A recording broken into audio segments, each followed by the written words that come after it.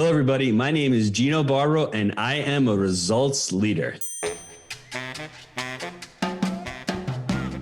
You're listening to ResultsLeader.fm. Being a thought leader is easy. Getting results is hard. This show is for the results leader who lives and dies by their results. Here is your host and Chief Results Leader, Jonathan Rivera. Gino, so good to have you, a fellow Floridian. Welcome to the show. How are you today? Jonathan, thank you very much for having me on the Results Leader podcast. How are you doing this morning? Dude, I'm stoked because oddly enough, I've got 17 interviews scheduled this week and several of them are here in Florida. I guess Florida's still doing work while everybody else is shut down.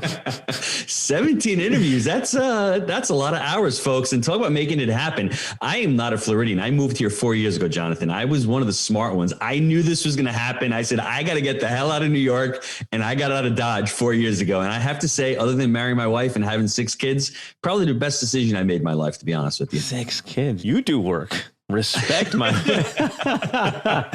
right. Yes. All right. Let's do this, man. Let's jump into the interview. We're going to start with a softball for you. Gino, what book or books have you given most as a gift? I would say Think and Grow Rich, Napoleon Hill. I like to give books that I write to people, to be honest with you. We've written 3 best-selling books, but if I have to give a personal development book, I think the genesis was Napoleon Hill's Think and Grow Rich. You look at all the gurus nowadays, they've all taken from it, whether it's Tony Robbins, whether it's Zig Ziglar, Jim Rohn, and they've done a great job at translating what he wrote into their own thoughts and words. But I love what Napoleon Hill's all about. That is a very common book, and I'm sure you knew that already. We all have it on our bookshelves, and I'm curious. I'm always curious to find out, how did you first come across that book? That's a great question. Probably about 15 years ago, I started my personal development journey. You know, I owned the restaurant for about 15 years at that point, and I got there, and I'm thinking to myself, there's got to be more than working every week, collecting a nice paycheck at the end of the week, and doing it again, and rinse and repeat. And the Great Recession hits and I look around and I'm working harder, making less. I know how many people out there can relate to that. And I said, enough is enough. Why is that person there making the 7 figures? And why is that person making 8 figures? And I'm making barely 6 figures. It didn't make sense to me until I read that book. And I'm like, wow, here's a man who interviewed multiple millionaires, and he wasn't a millionaire himself, but he learned what they did, what their habits were. You talk about results. Results are a lagging indicator of your success. And the problem when you're middle class, you're used to getting those results real quick at the end of the week. But when you own a business, you may be into it for 24 months or 36 months, or what for me, Jake and Gino, I'd worked at Jake and Gino for 3 years. Didn't really see any results, right? Results is money in the bank account. That's how people do results. And it's really lagged. So for me, I picked up that book, and all of a sudden you start thinking stuff, you start writing down your goals, you start having a vision board, you start working on all of the success habits that all these multi-millionaires have. And they started out, most of them are first generation, millionaires like everyone else out there. They're not from found money. And that's, I think, the misconception that most people have. I don't know what the stat is. What is it? 70 or 80% of people who make millions in this country are first time. By the 3rd generation, it's gone. It's shirt sleeve to shirt sleeve in 3 generations. That's what happens. So people out there, when you read the book, you're like, is this stuff really true? But then you look at all of them, whether it's Ford or whether it's Hershey or whether it's Schwab or whether it's Carnegie or whether it's Vanderbilt, they created really vast empires. And you're on here listening, you can decide what you want to become: a millionaire, a billionaire, a trillionaire. It seems that's where Bezos is going. You can decide that, but most people don't think that they can decide this. So if you don't think you can, then you can't, is the, I guess, the long answer to your question. I'm going to give you credit, and I want everybody to note it. The first man to say trillionaire on the show. Thank you for that. It's crazy, right? I mean, think about that. Well, they're printing $1.7 trillion just like that. So that gentleman, and it's really based on value. And what I really like more about Bezos than anything else that I really respect is he doesn't chase money. He chases value and opportunity. And that's really hard when you're stuck in the rat race. Anyone out there can relate. When you're in a W-2 job, it's all about paying the bills. It's all about not growing anything, just getting to that next paycheck. And Bezos, for the last 20 years, I don't think he even thought about that. I think he thought about growing and selling books and then selling crackers and then buying produce stores and just shipping and thinking about where he can add value to people's lives. And then all of a sudden he creates Amazon Prime. He's got a couple 100 million people on Amazon Prime, and Disney goes, hold on a second. I love that. Why don't I do that? So now they have 100 million subscribers at $8 a month, making 800 million a month, making 10 billion a year on streaming. They're probably more profitable with that than they are at their parks. So it's amazing when you take a look at how people have become successful. They don't chase money, they chase opportunities and they chase value and they go out giving value. And I think that's what entrepreneurs should do, but it's hard when you're stuck in the rat race. Yeah, man. So let's talk about being stuck. And the next question is about failure. And I'm curious, Gino, how has an apparent failure set you up for later success? Well, let's go back to 2005. That was my first real venture into investing, and it was with a mobile home park. And, the first thing that I tell people, I went into business with a guy, his nickname was Maserati Mike. So right off the bat, bro, that was not a good decision. But, I always tell people a person with money meets a person with experience. The person with the experience gets the money, and the person with the money gets the experience. And we've all fallen into that trap. And if you haven't fallen into that trap, then you haven't lived a life or you haven't become an investor. And that first deal, it was all about him. He was a dirtbag. I get it. He created a syndication. I didn't even know what a syndication was. I can ultimately blame him. But Covey says, responsibility, the ability to respond. I was the one who didn't vet him out properly. I was the one who didn't do due diligence. I was the one who didn't know about mobile park home investing. The investment was great. The sponsor was a moron. And ultimately, I was the moron for not vetting him out. So that's failure led me to my second failure. Bought a strip mall in New York, right? Wrong market, didn't know what the 3 pillars of real estate were, didn't know how to buy right, manage right, finance right, all of that. That propelled me to say, hey, hold on a second, time out. I'm doing something wrong here. I know there's millions of people making money with real estate. Everyone tells me that everyone's creating wealth through real estate. What are they doing? Success leaves clues. And I ultimately went out and I started coaching. I started mentoring with 2 different people. I started investing in my education, and that ultimately led to me learn how to invest in multifamily and start buying assets on my own. If it wasn't for those 2 failures, I'd probably still be comfortable at the restaurant. I would have had my 172 grand from that first deal, but losing that 172 grand has made me millions going forward. And, from now till the end of time, till I'm here on this planet, I'm going to continue to make money from those painful losses. An entrepreneur sees those problems as an opportunity. The average person out there sees those problems as woe is me. And you're a victim for a little bit, but then after that, and ironically, Jonathan, my mom, she continues to talk about those investments. She continues to talk about it. You remember, I'm like, Mom, that's in the past. That's okay. If you don't let it go, I'll forgive him. I'm never going to forget that situation because I don't want to forget it because I remember how painful it is. And I see what's going on in all these different investments, whether it's crypto, whether it's single family home. People are so loosey-goose with their money and their investments. I look back at that and I try to be as disciplined as possible and say, you know what? Even though I'm not going to throw $5,000 in crypto just to throw $5,000 to play with it, because when you're investing, you're not playing with money, you're speculating. There's a difference. I'm investing for the future. I'm investing to put money in businesses. I'm investing in hard assets. That's what I learned. And I don't want to risk that. I want to really limit my downside risk. And by doing that is by partnering with great people and by learning the space that you're in. So you have talked a lot about investments. And I'm wondering, what would you say is the most worthwhile investment you have ever made? I mean, that's real easy. For me, it was invested in myself, right? I became a life coach. I went to life coaching school back in 2015. And I didn't want to be a life coach. I just needed more personal development. I needed to dial it in, right? And what I learned in life coaching school is become a better listener. Wow, who would have thought that? I had to spend 10 grand for somebody to tell me to become a better listener. But I challenge everybody out there. Are you really listening throughout the day? Are you actively listening? Are you intuitively listening? Are you out there subjectively listening to people? Once you really start listening to people and dialing it in, as Jay Abraham says, to be interesting, you need to be interested. And that really, all of a sudden that opened all the doorways for me. All of a sudden I became a better negotiator. I became a better partner. I became a better spouse. I became a better dad. That all changed for me. And then on top of that, empowering questions, the ability to ask those questions to people that are thought-provoking. It's not about me, right? And, talking about levels of energy, talking about your energy blocks, all that, just opened up to me. And I'm like, wow, now I know what I want to do. Because setting goals is one thing, but why are you setting those goals is another thing. Because when it gets tough out there, and when your property is on fire, and when your tenant dies in an apartment, and when you have bed bugs, and it's really easy to quit. But if you've got a burning desire and a real clear reason of why you're doing it, you can push through those things. Powerful. So let's think back for a little bit. In the last 5 years, what new belief, behavior, or habit has most improved your life? For me, it doesn't take money to make money.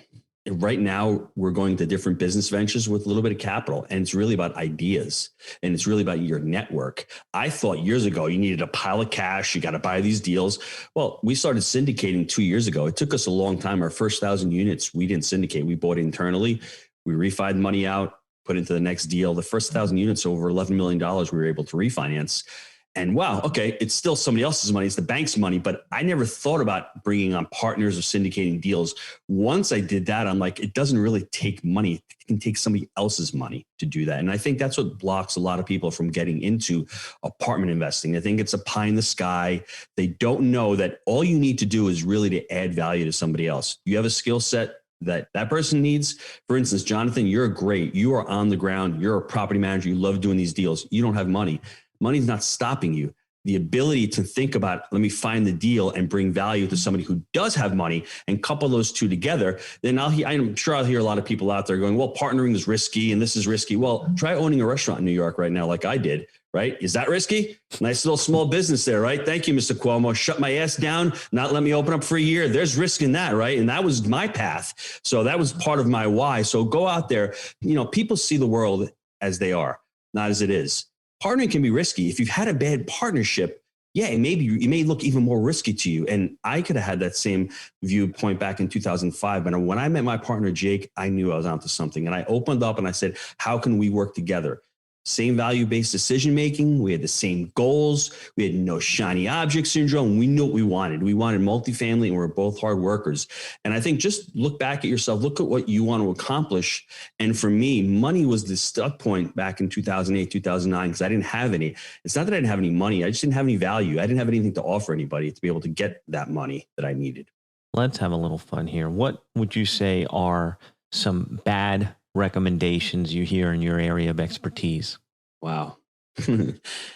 Right now, multifamily is really hot right now. So people are just buying and they're overpaying for these assets. And they're like, well, the future, I'm underwriting for, be careful what you're buying right now. And they're buying for tax benefits. They're buying for cost segregation. You've got to buy for cash flow right now. I don't care what it is. And there aren't any deals out there for cash flow. I get it. So then don't buy deals. Don't buy deals just for fees. That's what I see a lot of people doing out there. There's a lot of risk in that. It's great. You're getting paid, but put your investors first. And I think a lot of us, going back to that, what's in it for me? It's always about me. You have to think of your investors first and worry about what's in it for them, because ultimately they're the ones who are going to pay you and make you rich. All right. So now we are into the namesake of the show. This is where we talk about results. And I want to know, from your point of view, we interrupt your regularly scheduled program for a public service announcement. We're going to get right back into this show, but I wanted to ask you a question. If you have been listening to the show for any amount of time and you've picked up even one single tip, then I need your help. Get the word out. Tell people about resultsleader.fm. Share it on social media. Share it on your email. Share it anywhere.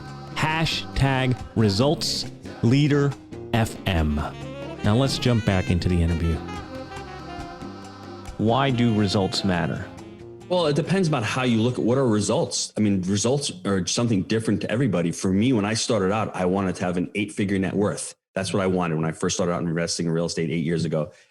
That's not a result I should have been shooting for, right? The result was, for me now, it's funny how it's changed. What results I'm looking for now are a lot different than were back then. I was looking at results. I wanted to get to 1,000 units. What does that really mean, getting to 1,000 units? It means something different to everybody else. And let me expand upon that a little bit differently. We're vertically integrated, so we manage our own properties. So for us to get to 1,000 units is a lot more difficult than it was for somebody who's using third-party property management, because we have to scale up our property management team. We have employees. Now we have over 60 employees. So for me, focus on what are you looking for in results? And it's always changing, because you're hitting different inflection points as you're going on your path. So results are important because it's something to gauge yourself against. If your result is to hit 100 units and that's what you're trying to gauge, and you only hit 20, well, you fell short of your results. Don't be mad for feeling short of your results. measure why you didn't do it. If you can't measure it, then you can't manage it. You need to gauge yourself against something. And for me, early on, every time I didn't hit my results, it would really deflate me. I'd get pissed off.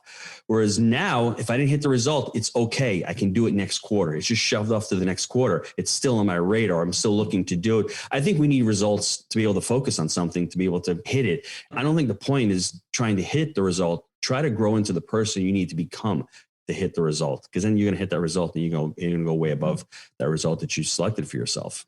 Does that make sense? Yeah, the growth and the evolution. Mm-hmm. And I love that you said, and I don't think enough people talk about that, is growing into the person you need to become. And a lot of times people overlook that who you are today, who you were when you said, I want 1,000 units or I want this net worth, is not the guy you are today. You're a totally different person. And that's proof of evolution. You won't go extinct that way. And if you're not growing that way, then yes, you will be dying. So let's go back. Let's reflect again. In the last 5 years, what new realization has helped you get better results for your clients, for your partners, for your business? For me, the new result was creating core values, creating a mission statement, and creating what we call our cadence of accountability. When I had the restaurant, I would always blame the employees. Well, these employees, they don't show up on time. They're not really great. You attract what you are, not what you want. I wasn't a good employer 5, 6, 7, 10 years ago at the restaurant. I was blaming them, but it was really upon me. And I wasn't steering the ship. You know, to be a true leader, you have to create an organization where you want to run and where you have core values. And, you know, in the last 3 years, Jake and I have fleshed out those core values: people first, unwavering ethics, extreme ownership, make it happen, and growth mindset. Those are our 5 core values. And we hire, we fire our vendors, our employees, our investors. That's what we look for. And for me, having that evolution and flushing that out and living by those is so important. And that's what I've learned in the last 5 years. And couple that with, you know, our cadence of accountability, where you really need to over communicate. You really need to set up these quarterly priorities. We have a quarterly priority meeting this Thursday where we're setting priorities for the next quarter. Like I said, we're focusing on, we want to create the results that we want next quarter. And what does that look like for us? Well, I've got a youth academy that I want to continue to build out. I'm starting another business with another person. We want to take down 200 units, whatever that may look like. We're creating all the websites, whatever that may look like. You really need to set those out and really prioritize those for the 13 weeks. And a priority is anything that's longer than 8 hours. Then you, from those priorities, you build down what we call tasks to hit those priorities. And if you don't have that clarity in your company on your core values and your quarterly priorities, it's going to be very difficult for you to continue to grow. Man, you guys need to rewind that. There was a lot in that little 60-second clip there. Number one, for our team, you attract what you are. That's a quotable. Make sure you guys get that because it's so true. And then he mentioned, he just did it in passing, 2 of my favorite books in his core values: Extreme Ownership, Jocko Willink. Love that book, read it about 10 times. And The Mindset, Carol Dweck, Growth Mindset, another one of my favorites. So if you guys have not read those, go out and read those. Now, I'm going to get a little personal here. So you ready? Mm-hmm. What area of your business would you like better results? Marketing. And it's funny, I'm a little bit older now, right? And I always thought businesses were about products and fulfillment. Everybody out there, if you can't sell your product and you can't market effectively, you're not going to get into enough hands. That's what all the geniuses have done, whether it's Apple, whether it's Microsoft, whether it's, I don't know, Amazon. I'm just picking on the big guys.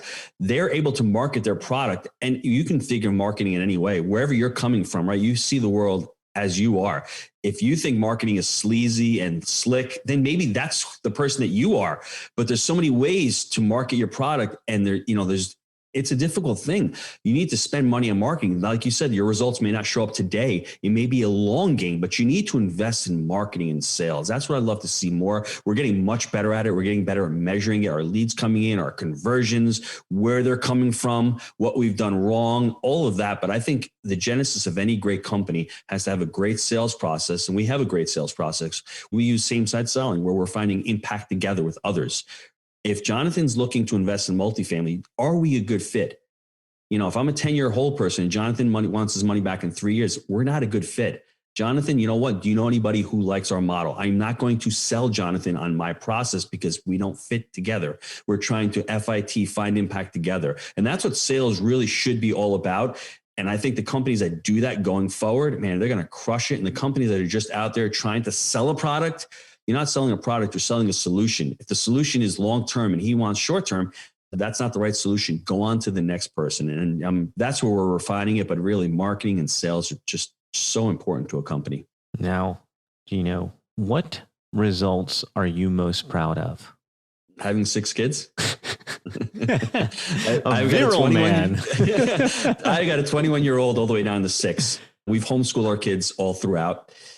My wife's given birth to 4 of the kids at home. So 20 years ago, I was a weird dude. Now I am like, everyone wants to be like Gino. So I'm really proud of that. I knew this shit was going to happen. Right. So no, but seriously, I think when you look back and, Stephen Covey says it, and I was even reading Michael Gerber's E-Myth, they always say, start with the end in mind. Right. And if I look at that now, and I wish I'd done this years and years ago, but I always knew about it conceptually, that I want my kids there at the end to say, man, Gino, he was a great dad. And I have 6 kids and hopefully I have 30 grandkids. And they look back and they say, man, he was there. He provided for me. He listened to me. He loved me.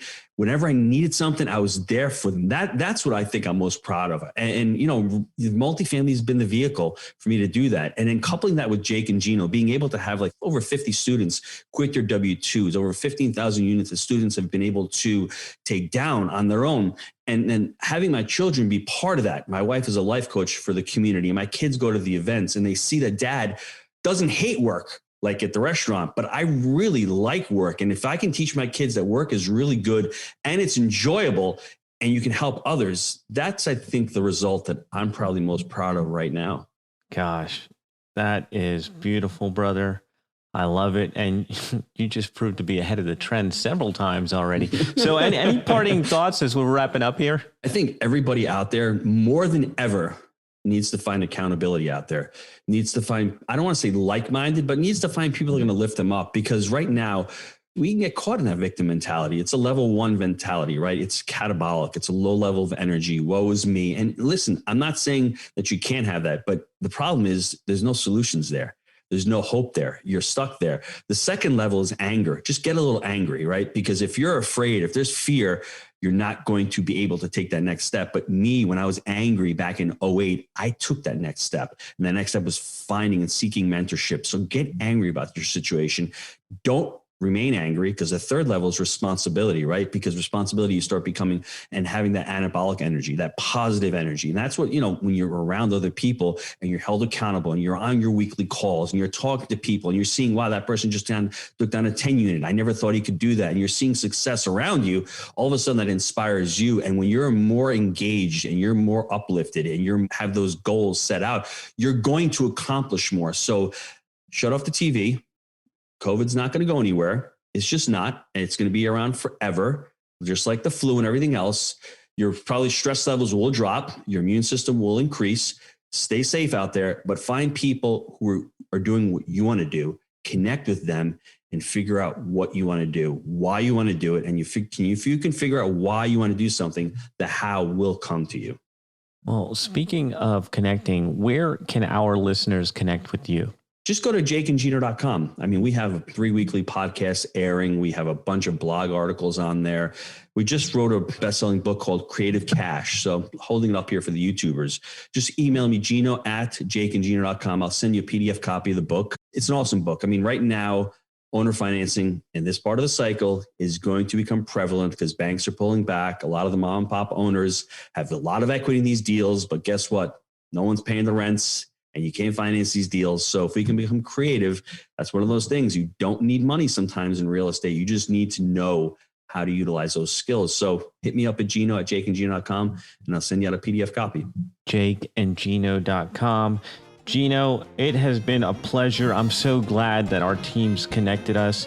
And I know that the listeners need to go back and listen to this a couple times because they are gems all through it.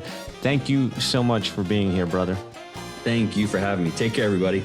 So that is another episode of ResultsLeader.fm. Thank you for tuning in, and we'll be back in your earbuds next time. That is a wrap for another edition of ResultsLeader.fm. If you are out there getting results for your clients and you want to be featured on the show, go to ResultsLeader.fm now and apply to be on the show. And if you love what you're hearing, share the show, give us a rating and review, do anything to help us get the message out there. Thought leadership is easy, but results leadership is hard. We'll catch you on the next one.